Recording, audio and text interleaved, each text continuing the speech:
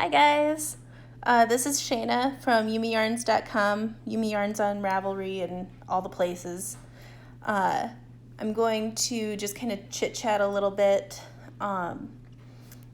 We let everybody kind of get loaded in and everything. How are you guys doing?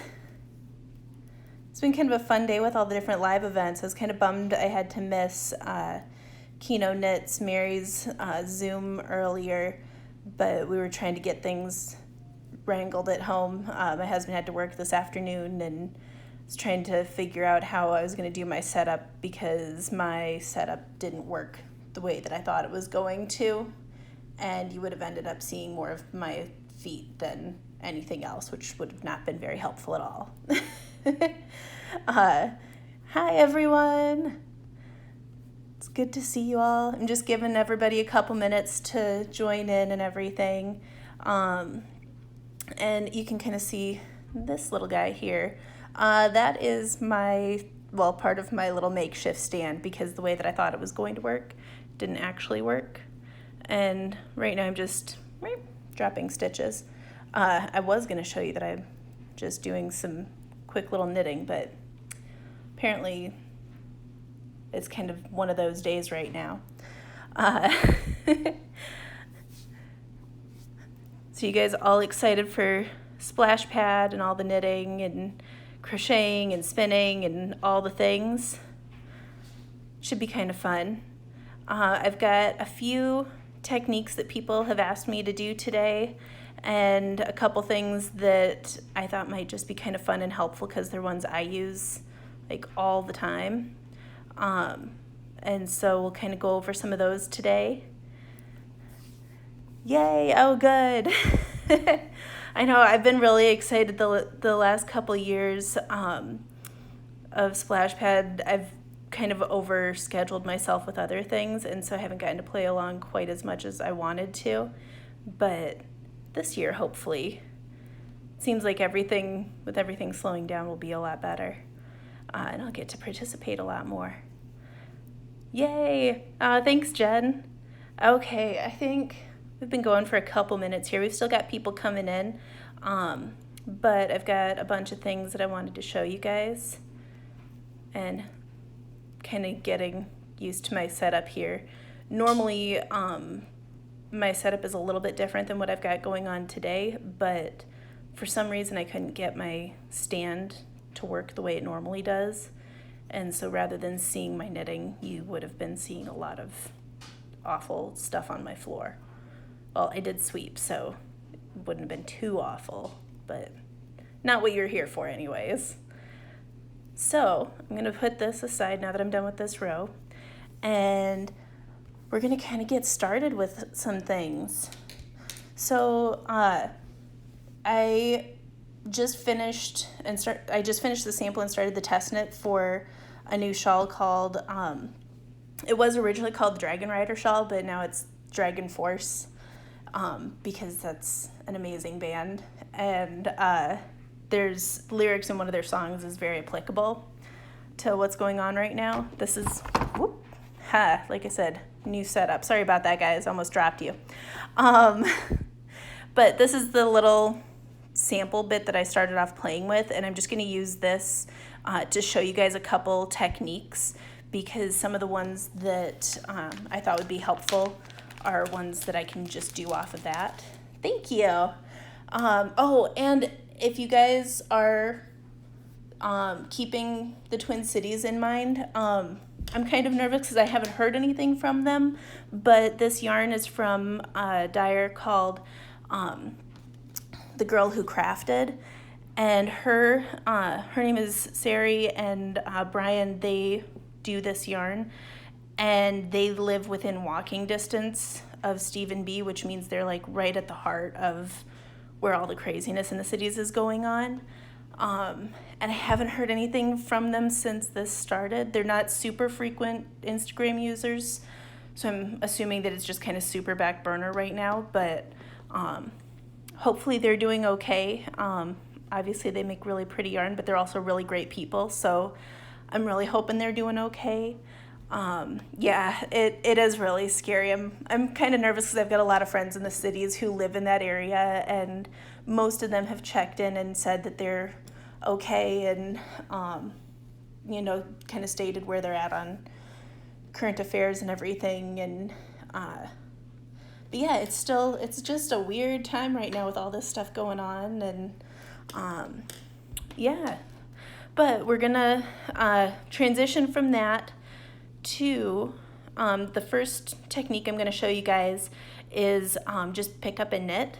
So with this sample, it's just garter stitch stripes, and I slipped every first stitch in the row, so the edging is a little bit smoother than it would be if I had just done garter stitch all the way across.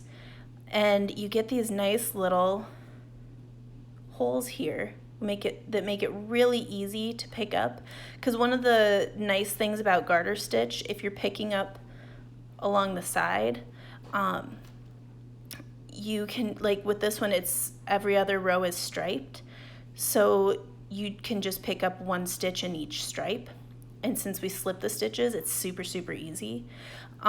If you don't have the slip stitches or it's not a stripe, just keep in mind that each of these rows, these garter ridges, that's your 2-row mark, and so you just want to pick up basically one stitch for every garter ridge.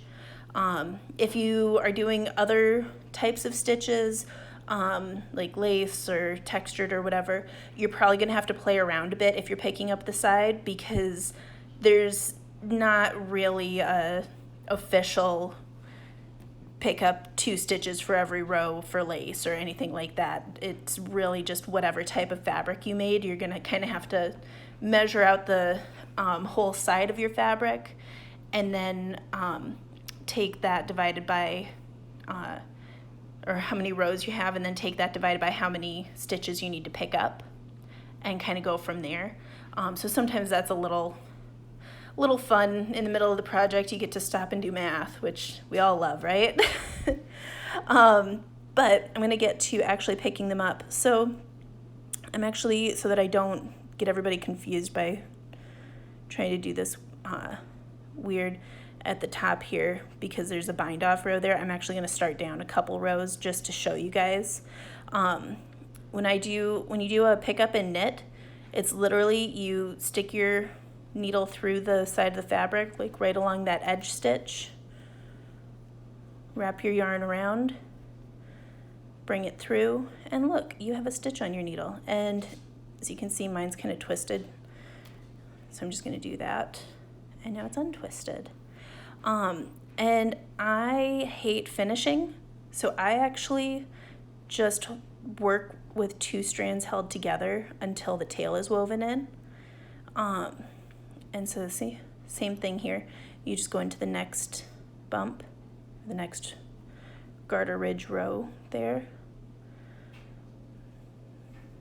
and do the exact same thing. You just pick up your yarn and pull it through. If you do crochet at all, this will be really familiar. Kind of this motion of putting your hook in, pulling up a loop, and you've got your first row here that you're making. So it's nice and easy that way. And like I said, with garter ridge, it makes it even better because it's just nice and easy. You don't have to math while you're trying to knit. So that's a lot of fun. And like I said, I just kind of keep going until I run out of my tail yarn. That way I don't have to bother with weaving it in later. It's already woven in. So I'm going to take that out. So that was our pick up and knit. And now I'm going to set the sample piece off to the side, and we're just going to get a slip knot going here because I'm going to show you the knitted cast on. Hi, how's it going? Thanks for popping in, guys. Sorry if that came across as really high. In my head, my voice isn't that, I don't know, little girlish sounding, but I get to work on customer service phone calls all the time, and everybody thinks that I'm like 10. So Oh, there we go. And I'm just going to straighten this out really quick, and we're going to go right along. I don't know, for me, like, being able to pick them up like that without having to math at all, it's kind of like magic. There's a lot of things in knitting that a lot of people are like, I don't like this part, that I really find a lot of joy in, just because it's something a little bit different from the normal. But yeah.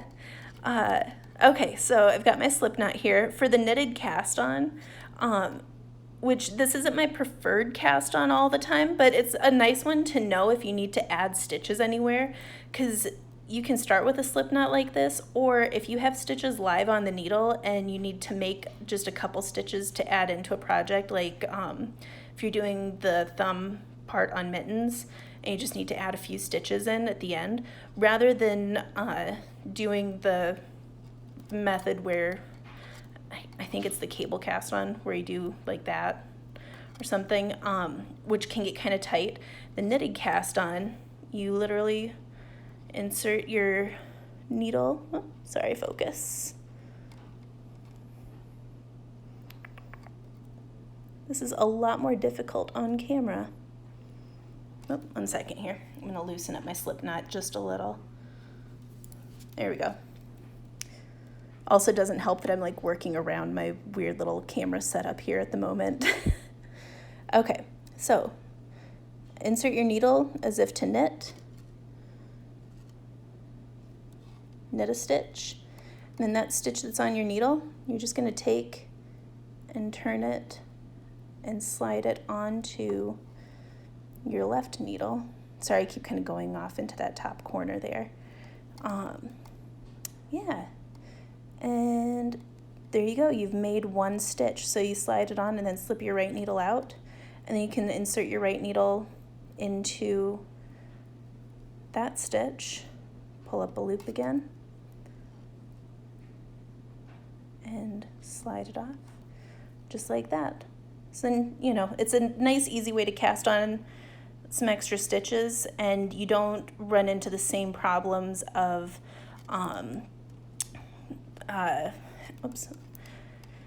getting your stitches so tight that you can't work into them on the next round like you can with the cable cast on sometimes.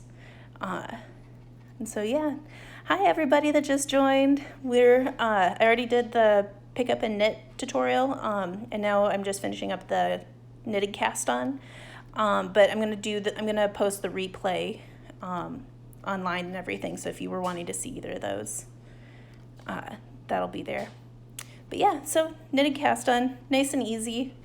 Kind of a fun little trick to have in your bag because it's a little helpful sometimes.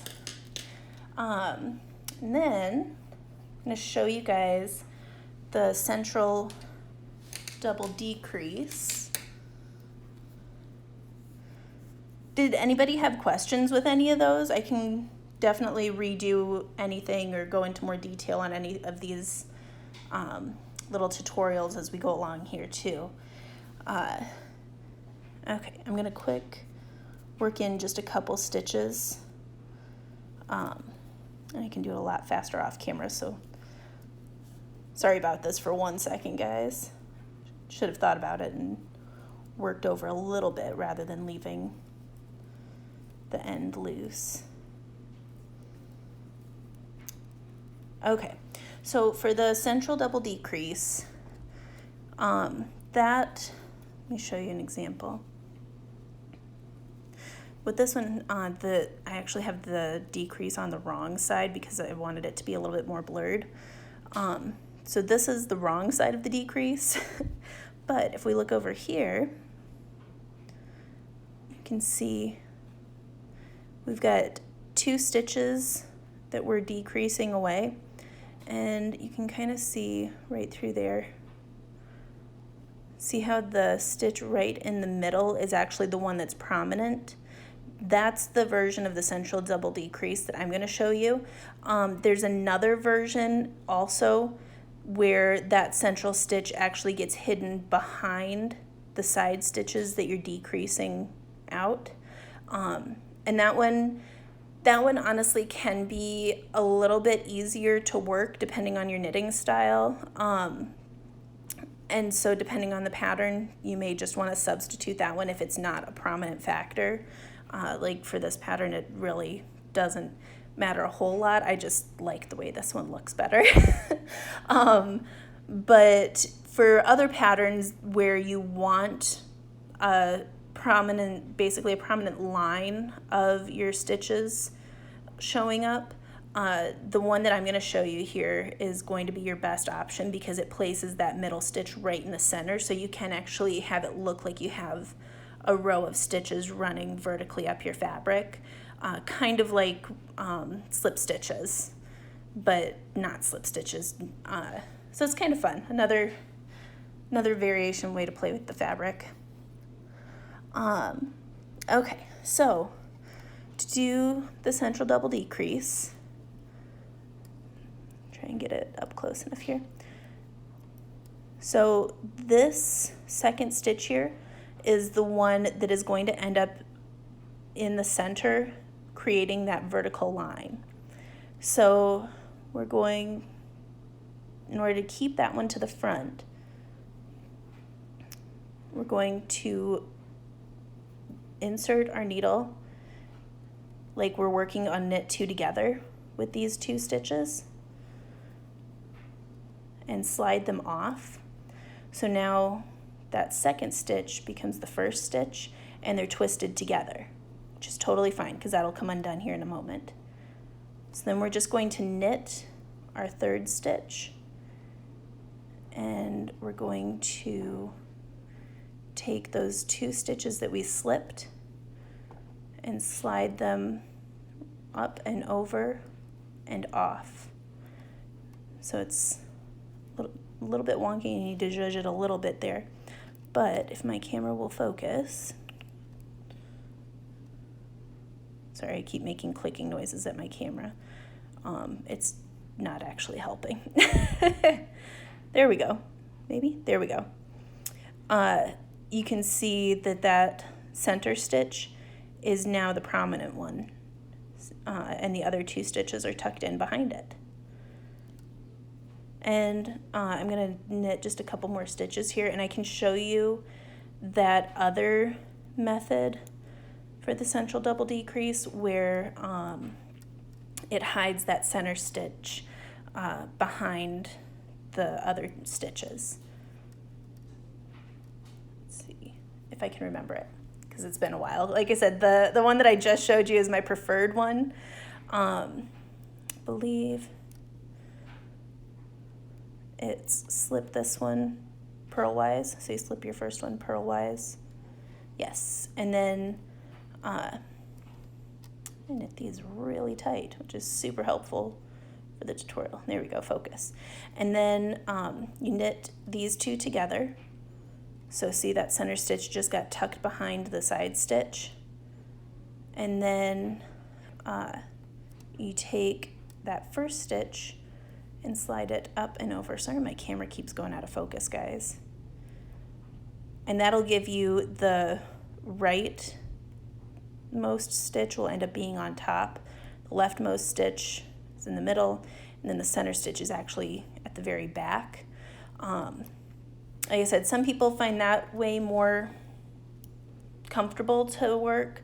It just doesn't give you that line going straight up, and you will get it where it looks like you have a right-leaning stitch. So really think about what you're wanting the finished fabric to look like when you decide which of the two center double decreases you want to do.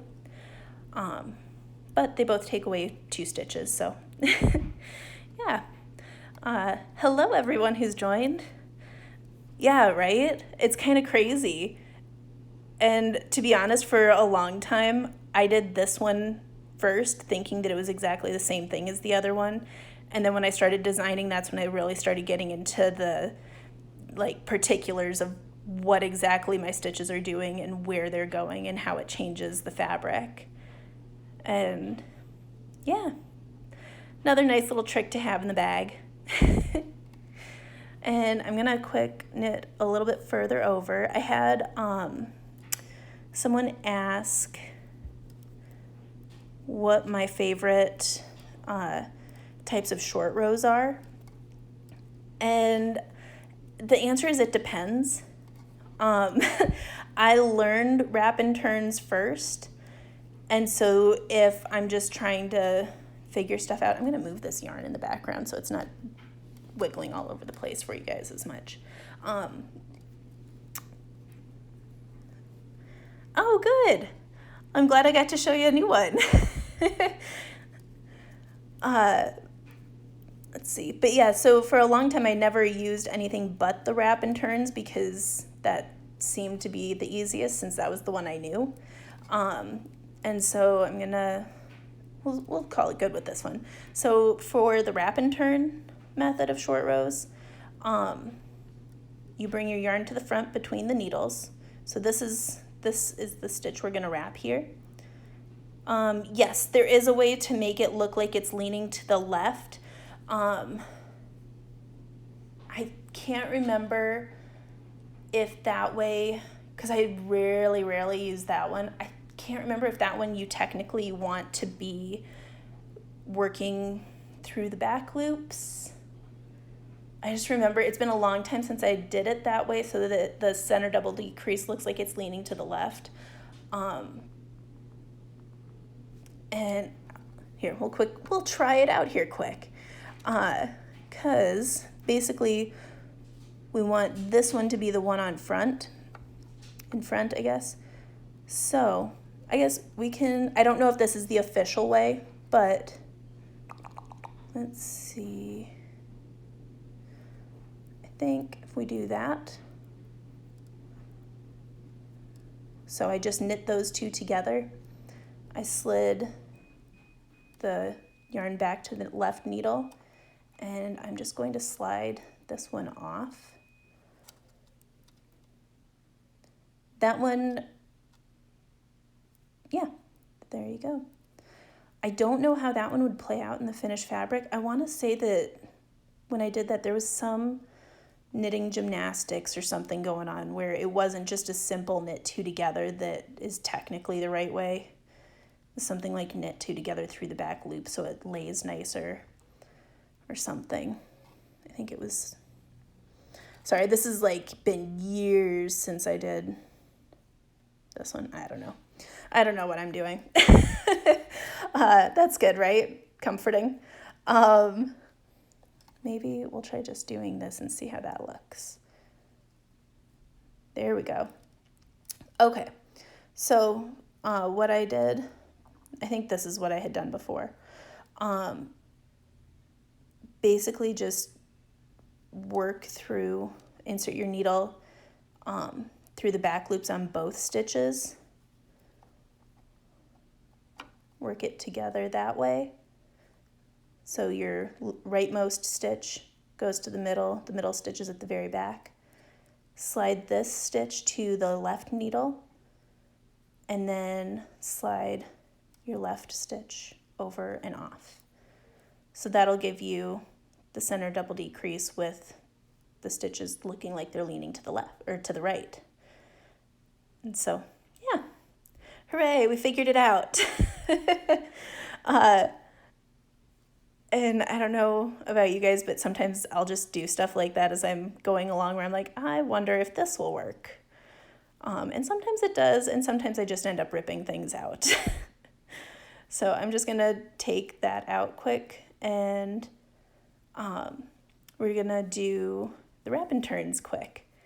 Okay, so we're going to wrap this one, and this is, like I said, this is my kind of comfort method of doing short rows. So if I'm feeling lazy and don't want to double check that I'm doing things super correctly or figuring things out, this is what I tend to go with. It just doesn't look as nice because you do get gaps sometimes. And I know that there's ways to correct it. I don't know. It doesn't look as nice as a lot of other short row methods out there. But because it was the first one I learned, it's my go-to if I'm just quick throwing in a short row somewhere. So you bring your yarn to the front between the needles, insert as if to purl, or as basically from right to left, into that stitch, slide it off, bring your yarn between the needles again to the back, so you're wrapping around that stitch you just slipped, and then we're going to slip that stitch back to the left needle. So now we have a stitch that's wrapped there. We're going to turn our work around and bring it to the back between the needles again. Now we've got this lovely wrapped stitch. And I guess this would be if the next stitch is a knit stitch, you'd bring it to the back. If it's a purl stitch, you just leave it to the front and work your purl. I'm going to do a knit stitch just so I don't keep sticking my finger in the camera. And so that's how your wrap stitch will end up looking from the back, and then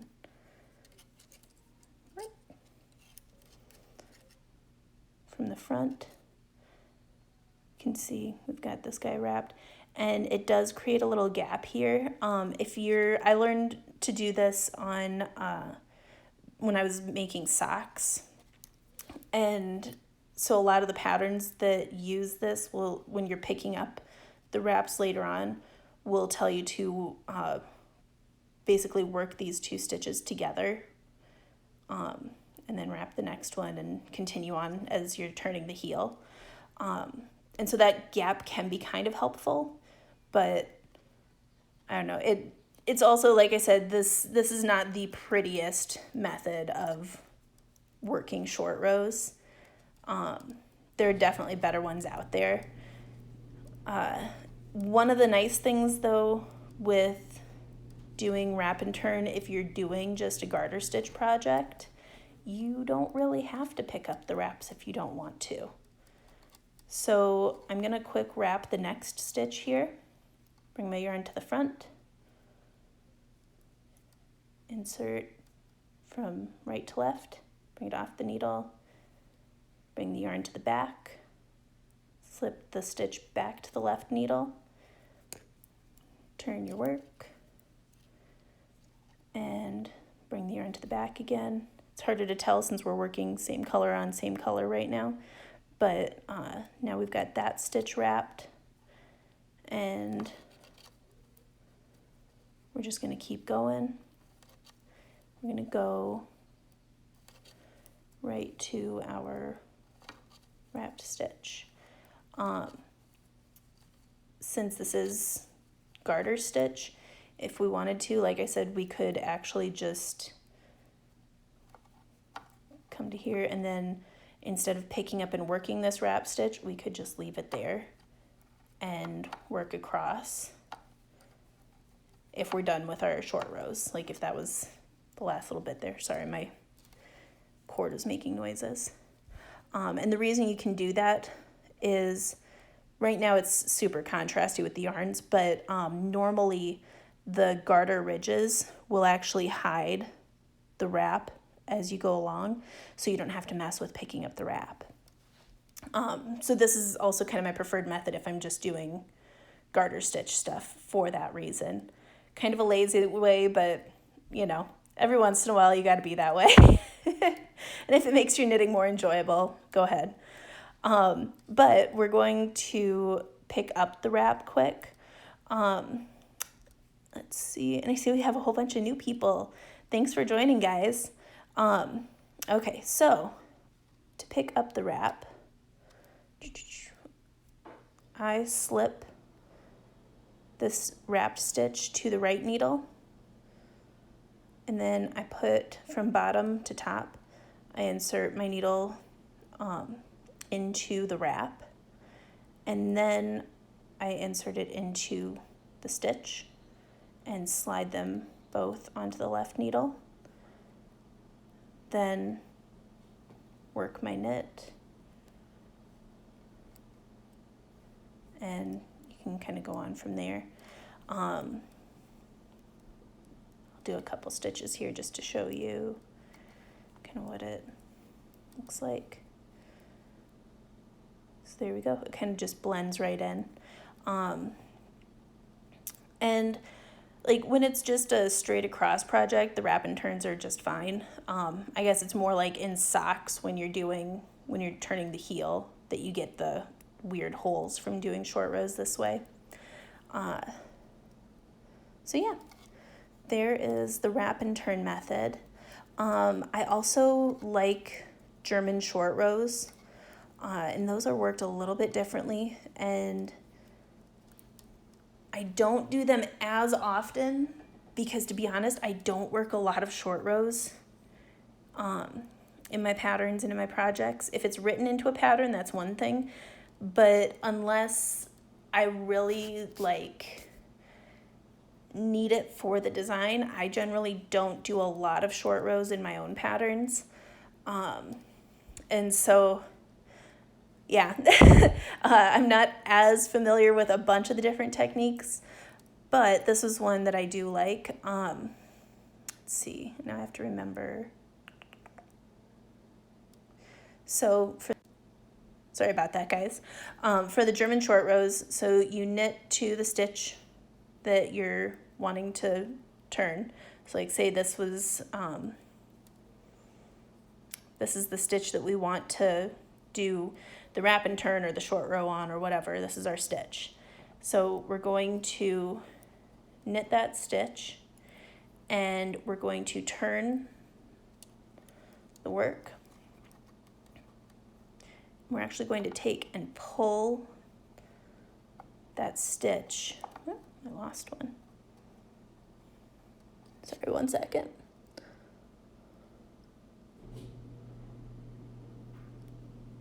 Okay.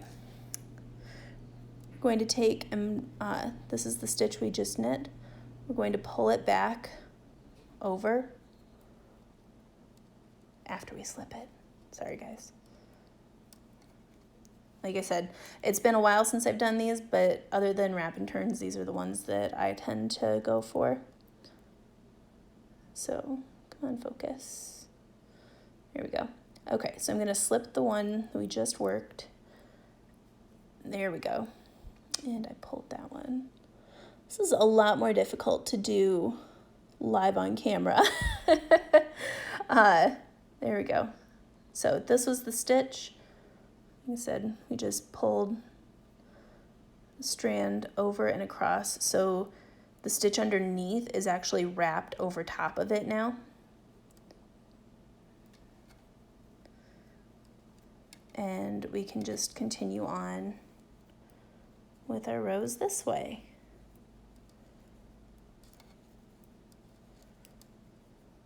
And I'm gonna do one more. Thank you. I'm much more comfortable being able to do my stuff and then go in and edit later. And so doing stuff live is still something that I'm getting used to.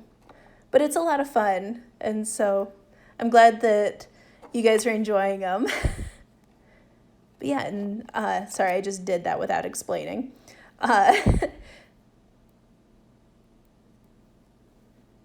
So this is our one that we're turning. Oh, good, thank you. This is the one we're gonna slip since that's our turn. And we're gonna bring this to the back. So again, that bottom stitch comes right up and over. And now we're gonna go back. And when we get to that short row, we are going to pretend that those two are the same stitch. So we're just going to knit that together. Because, I mean, they are the same stitch, they're just the two legs are split apart.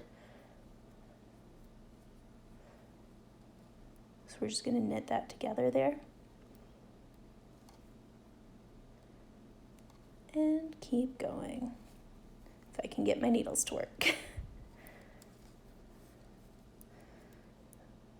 So then the German short rows have where, if you can see, it kind of almost looks like half the stitch is one color and half is another color. If it's a single color item, you don't notice it at all. And I mean, really, unless you're right up in there, you're not really going to notice it with this either. But it does provide a much smoother, more fluid looking transition in the fabric. I'm going to finish off this row so I can lay it flat and show you guys. But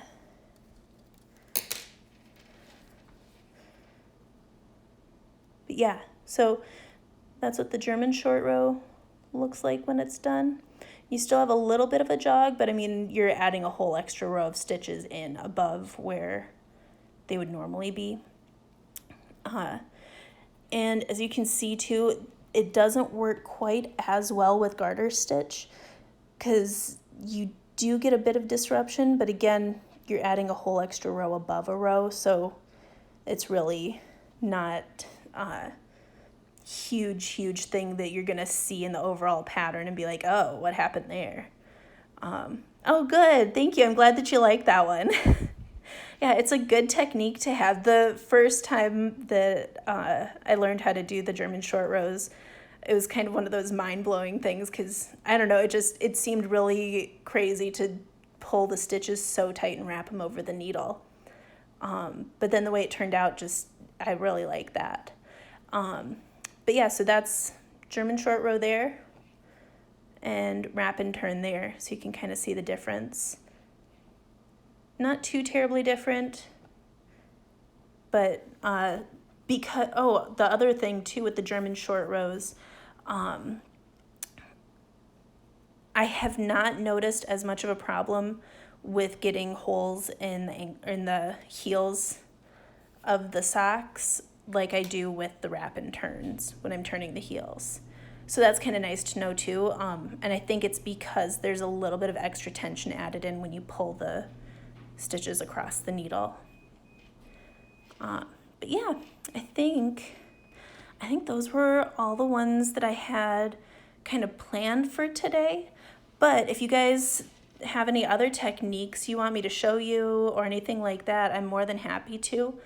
I think we've got about 10 more minutes here. Did you guys have any questions, or and I can do a quick little intro to brioche if you want.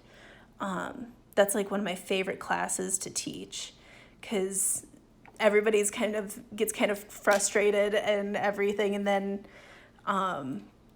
or they go into it kind of thinking like, oh, this is so hard, and then once it clicks, it's just like you see the magic happen. Whoop. Sorry, my little stand is gonna keel over on us.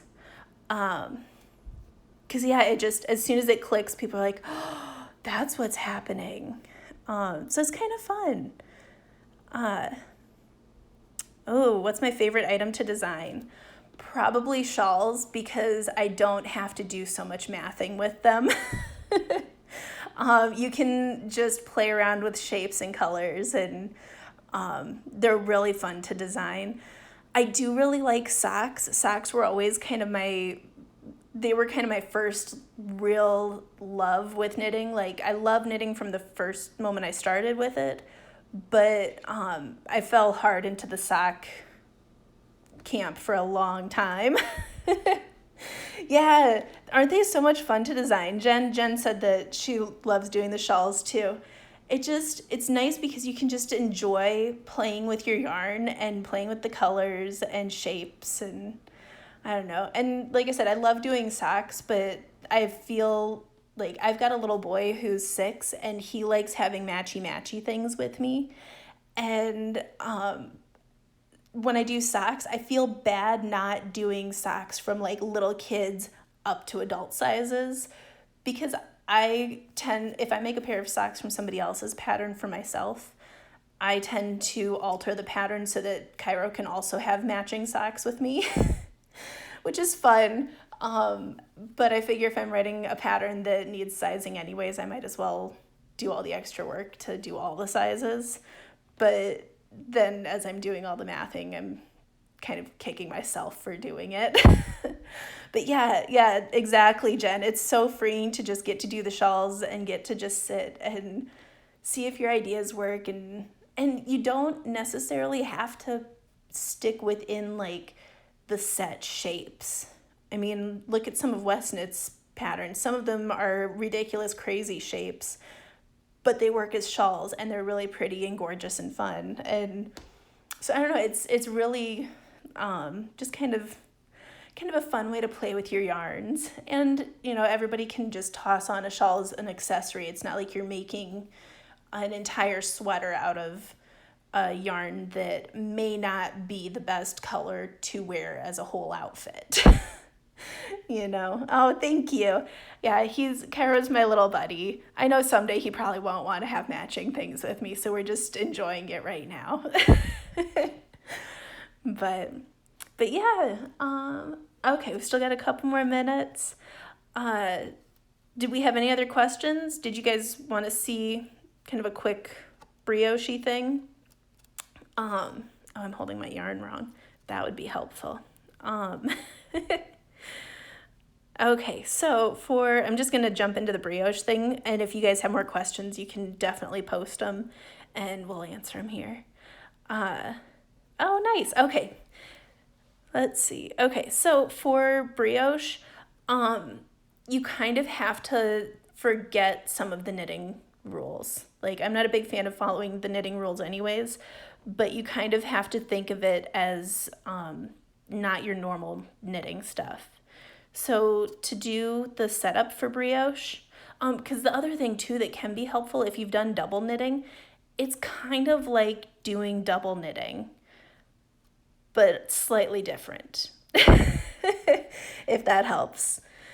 Oh, good. Okay, Jen, we'll do brioche. Okay, so I'm going to start off by just knitting this first one. Sorry that sun keeps hitting and blowing out the light colored yarn for you guys.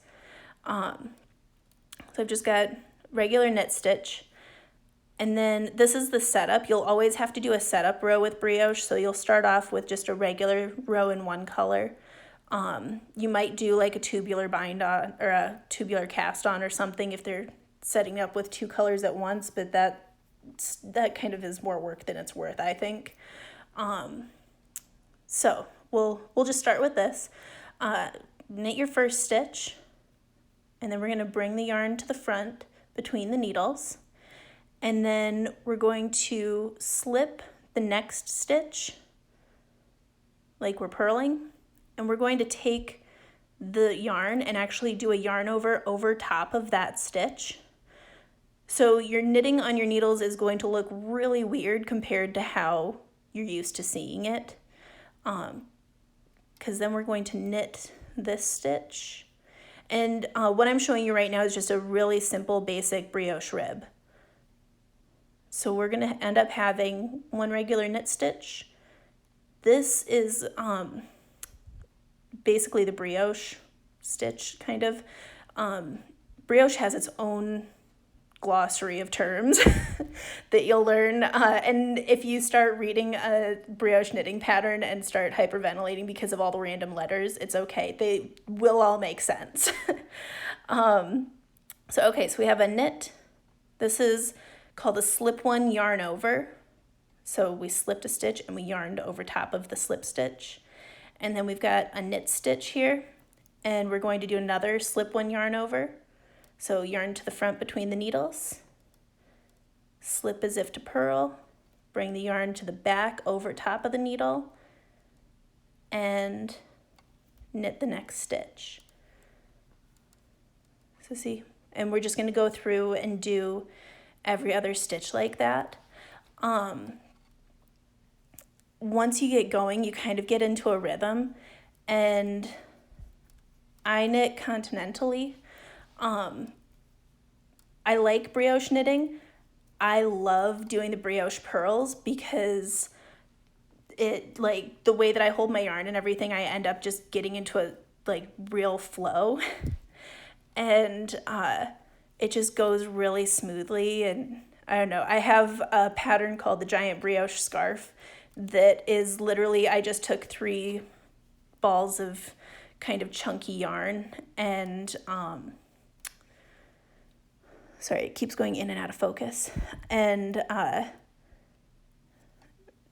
what's going on with that one. That might be a weird looking stitch.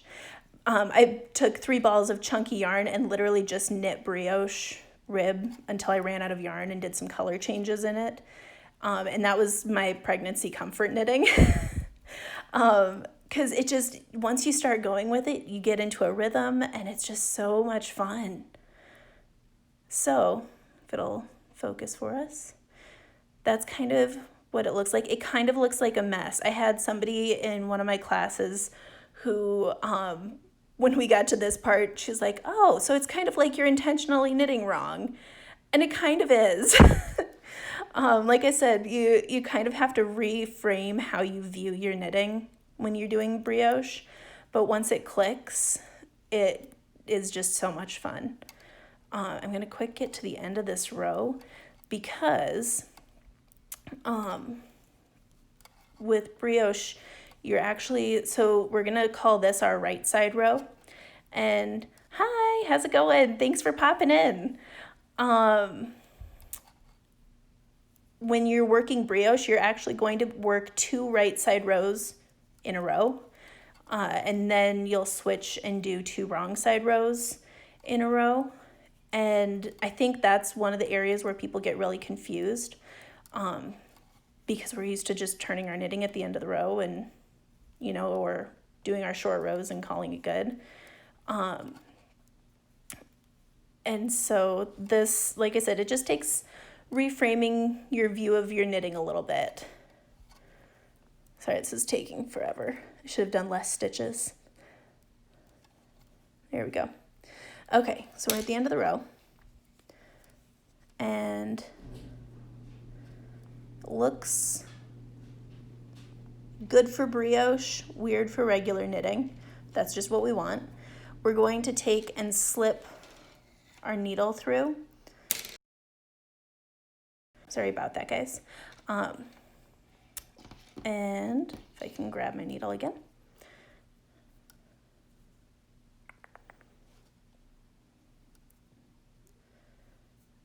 Trying to untangle my yarn. There we go. We're going to grab our second color then. And I'm a big fan of selvage stitches, so I'm just going to slip this first one anyways. And if we look, so we did our main color as knit stitches. So our bumps are to the back. See that? That's how we know it's a knit stitch. And so what we want, because as we work, since this is our knit stitch, this is going to carry up as a vertical stripe of just the plain stockinette looking stitch. Since we're doing brioche rib, we want this one to be purl stitches going up in the contrasting color next to our knit stitches. So we're actually going to do brioche purl here, and then we're going to do our slip one yarn over here.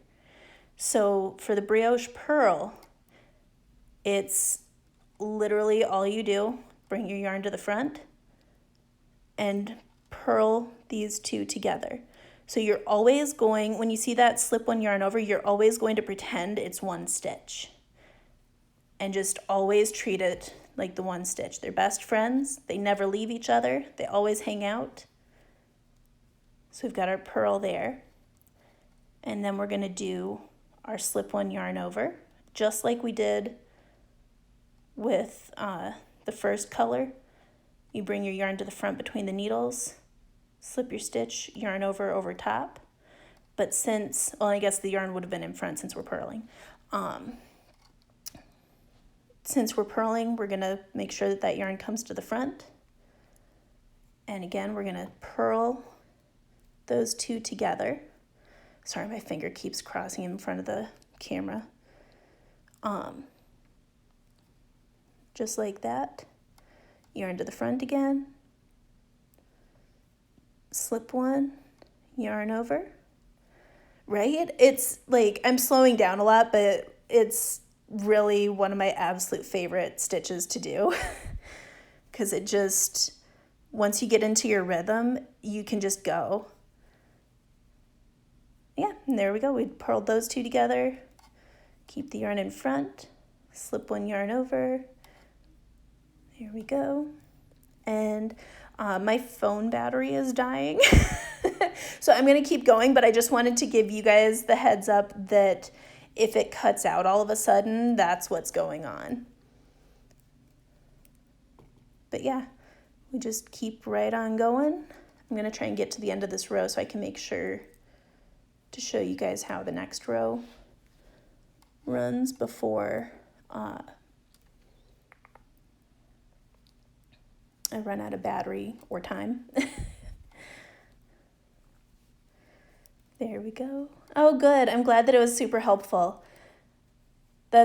I really like doing, I don't do a lot of live classes, but I love doing them because it's just so much fun because I get really excited about all this stuff.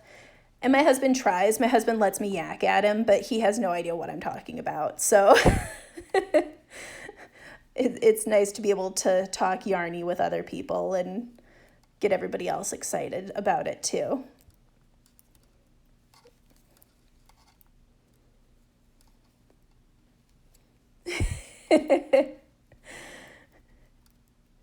And yeah, and it's been so weird this year. I know Jen and her mom had talked about all the social distancing and everything this morning on their live, and it's true. It's just like such a weird year. Like, I talk with my knitting friends, but it doesn't always work out for me to be able to join in on the Zoom nights and stuff like that. And so I don't know, it's such a weird year right now. But hopefully, I don't know, hopefully there's an end in sight.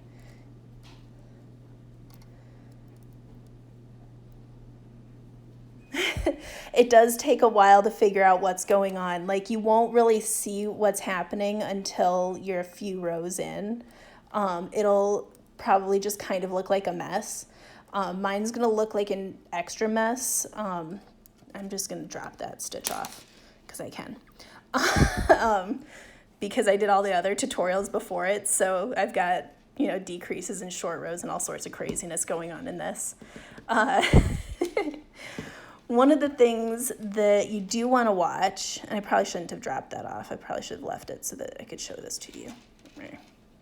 One of the other things you want to watch when you're turning, you can sometimes accidentally create holes. I'm going to quick fix this. And that is really, really common. Sorry about the crazy shot. That's really, really common to have happen with your brioche, is to get holes along the side where it looks like a yarn over. And that's just because your yarns didn't quite get twisted together right along the edge. So you want to make sure to watch where your yarn is going along the edge. So like this one, I finished off with the red on this row. And technically for the pattern, the every other row or every other stitch pattern that we're doing with it, this next one should be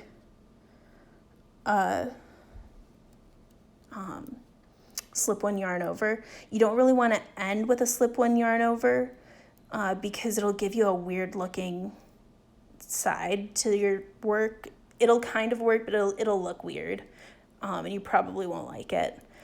And if you're going to all the work of doing this, So what I'm going to do, I'm going to bring the yarn to the front as if I was going to do the slip one yarn over, and I'm just going to slip that stitch and drop the yellow down. And then when sorry, all the ends are getting me confused. There we go. When we're looking at doing our next row, I'm going to turn it and get myself confused again because I have yarn everywhere.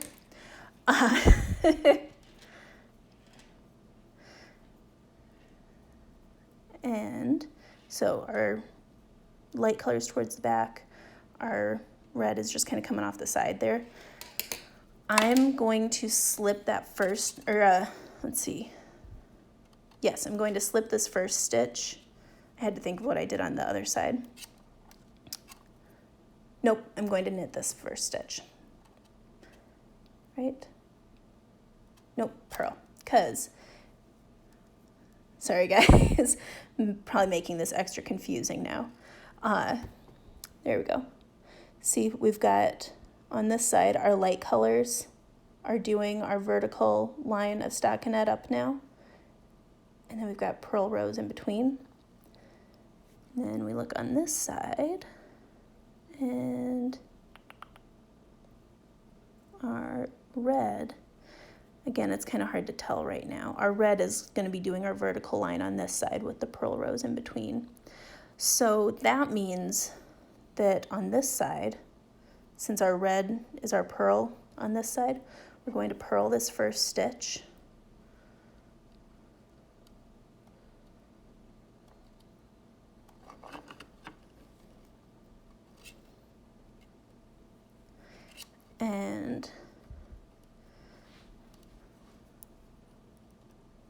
And I just did what I was trying to warn you guys against, because I'm trying to pay attention to not knocking my camera over.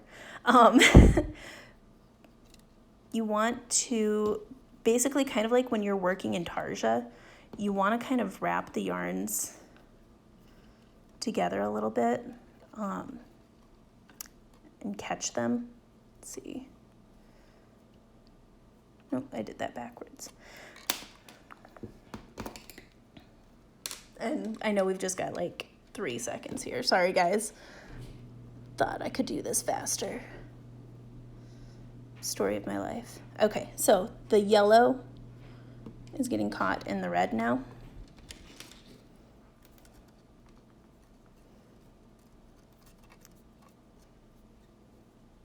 Oh, thank you. It was nice seeing you. Thanks for stopping in. There we go. Okay, so the yellow got caught up in the red. The red's coming to the front. To do our purl. And yeah, you're welcome. Thank you. Okay, I'm just going to show this to you guys, and then I'm going to let you go because I know there's another one starting. But we can cover more and answer more brioche questions tomorrow if you guys like, because then this next one will be our slip one yarn over. And this row we're going to be purling with the red. So we do our brioche purl there. And slip one yarn over here. And that's one of the nice benefits, is if you're not great at reading your knitting already, you will be after doing brioche. Oh, you're welcome. That is it. I'm going to let you guys go, and we can talk some more another time. Thanks so much for joining in, and I'm doing another one tomorrow afternoon, but let's all hop on the next live event. Thanks, guys. Happy Splash Pad Party.